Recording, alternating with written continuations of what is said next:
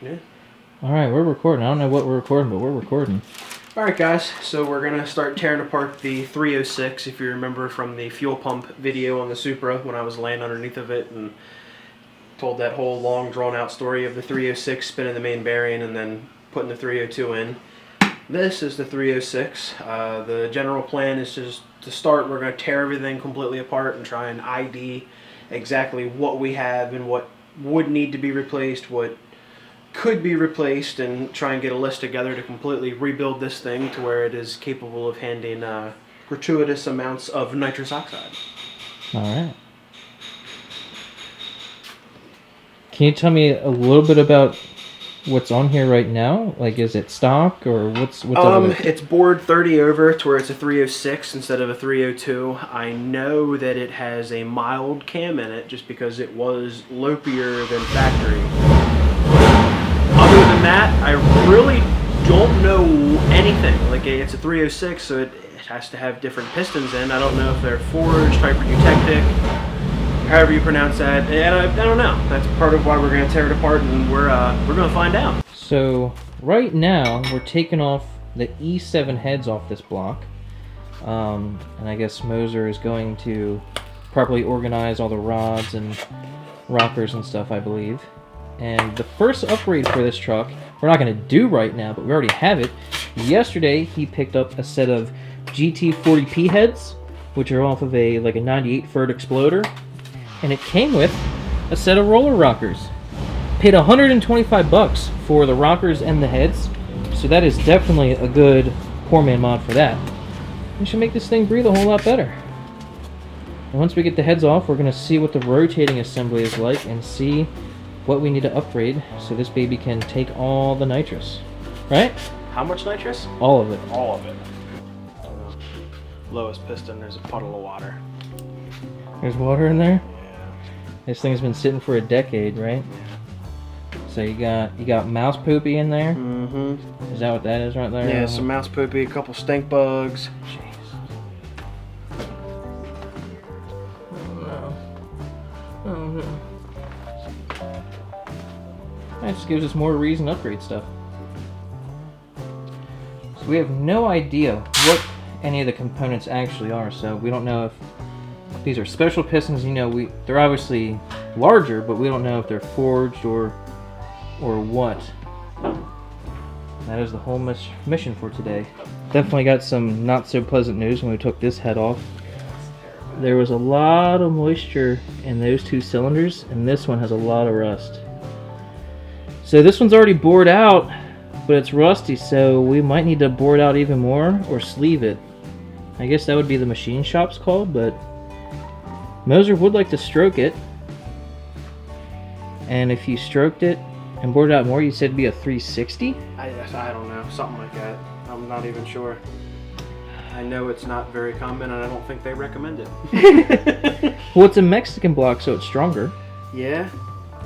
So, I don't know, we're going to see if we can get that cylinder to move and see how bad the rust is. Got some pretty bad news with this cylinder. Kind of the first over here. This one's the worst, though. Pretty significant rust on the cylinder here.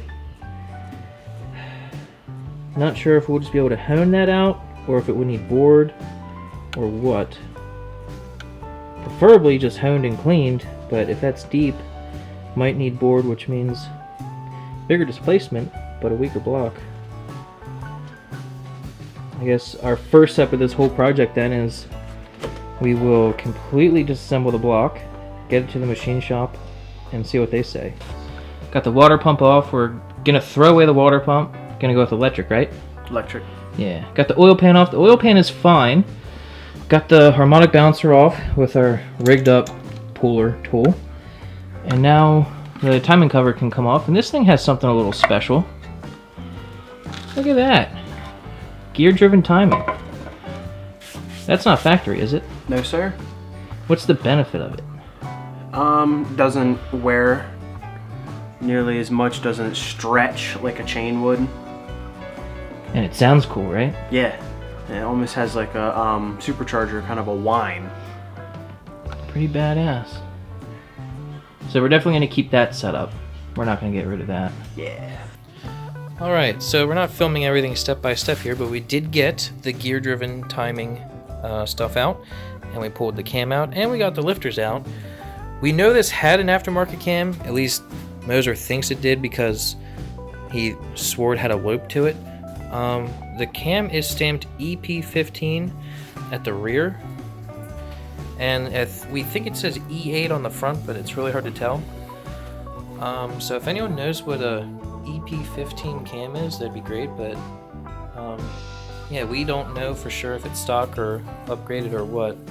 Pretty sure it's upgraded, but we don't know what the numbers mean. Alright, got the rods and pistons out, and we made a discovery. Originally, Moser thought this thing had a spun main bearing. We haven't gotten to the mains yet, but we did discover a thrown rod bearing, or spun bearing. That one is not healthy at all. And we think it deformed the rod a little bit too. The cap was hard to get off and hard to get back on, and those bearings are very, very worn. So, definitely interesting. We'll see what happens when we get these mains off. Okay, all the main bearings and the crank checked out good, except for where the spun rod bearing was. So, our original prognosis was incorrect, but doesn't really change anything. Moser still wants to do a 347. 347 stroker, and preferably forged internal so we can run lots of nitrous. But now we are going to get this to the machine shop and see what they say about these cylinders being so rusty, if they just need honed, if they're good or not. Hopefully they're good, because this block is strong but also hard to find, right? So yeah, ideally, hopefully it just needs honed. Alright, we got the engine back from the machine shop. It's sitting on the floor because there's another engine on the stand. This is currently an engine build that we're doing for a Mini Cooper. But this is the 306. We took it to the shop and asked for their opinion, and they honed it. You can still see some pitting right there, but he said it's above the ringland area, so send it. And I said, well, should we put nitrous in this thing? You think that's good? And he said, put all the nitrous in it. So we got it honed. It's looking really good. And now we are waiting on the parts. The first thing we have to get is obviously the rotating assembly, the 347 stroker kit.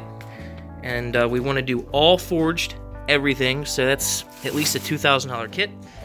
So we're waiting to order that. So this concludes part one of this build. We will finish this engine. I can't guarantee when, but we will finish this, and I'm super excited for it. So let me know what you guys think about this build. Give me some tips and tricks if you are familiar with the 302, 306, 347, because we are new to this, so any help will be appreciated. So stay tuned for more videos on this engine. I'm very excited for it and hope you guys are too. Bye! When I was a wee lad, I really wanted a Mustang GT for my first vehicle. Okay, and Pops said, son, you can't have a Mustang GT for a first vehicle. You're going to kill yourself and your insurance is going to be high. So we said, fuck, what am I going to do? And then searching on the goddamn Auto Trader book, the one you paid for, not that cheap free shit, the like $1.25 one, I was flipping through there and I saw 92 Ranger, 306, 4-speed automatic, 8.8 rear. It's all goddamn, it's a fucking Mustang. That's a Ranger. So we went and we traded some old piece of shit truck Dad had a couple $100 for a Ranger with a 302 in it. There's a 306, not a 302. We got a 302 now. Yeah. But is a 302 bored 30 over is a 306. So we started driving, and it is a good running some bitch till it wasn't. So you ripped off the fuel injection and... No, it was carbureted. It was carbureted then. Carbureted then. You're losing us here. You said it was fuel injected to start it. No, I didn't. I said it had a 4-barrel carb. You said it was fuel injected and you ripped it off to put a 4-barrel carb on it. We have that on video. No, listen. I started at the very beginning. The friggin' Ranger was the 306, and it was...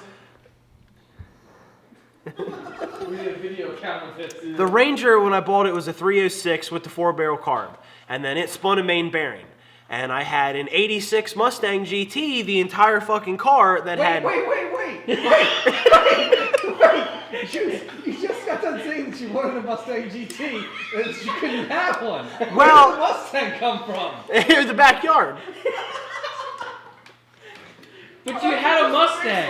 But I didn't have a title for it. It was a title, it was supposed to be a drag car. Hold on. Shit was hot. You wanted a Mustang, but you couldn't have a Mustang, but you had a Mustang, so you took a truck with some cash to go get another truck because it had a Mustang driveline, but you already had a Mustang with a Mustang driveline. Why didn't you just take the truck you had and put the Mustang driveline in the truck? Because it was a 3/4 ton truck. It was an F-250. It wasn't a little cool Ranger. Oh my god. This is fucking Ford Inception. So then you took the fuel-injected Mustang. Yes, I took the fuel-injected Mustang and ripped the engine out of it and took all of the stupid fucking all this stupid computerized fuel injection stuff off and slapped a good old carburetor right on top of it and built up fucking washers and welded them together to make engine mounts on both sides and put it back together, and there it is. So what happened to the 306 that came out of the Ranger? It's currently at Matt's shop. I think it's holding tires up. Are there plans to put that motor back? Because that's a better motor then. Yeah, oh yeah. So what's waiting on the 306? I don't know. I'll get it together here real soon. How long have you been working to get it together? Yeah, when did you throw this main bearing? Let's see, I'm 27 now, Oh, no. so 11 years ago.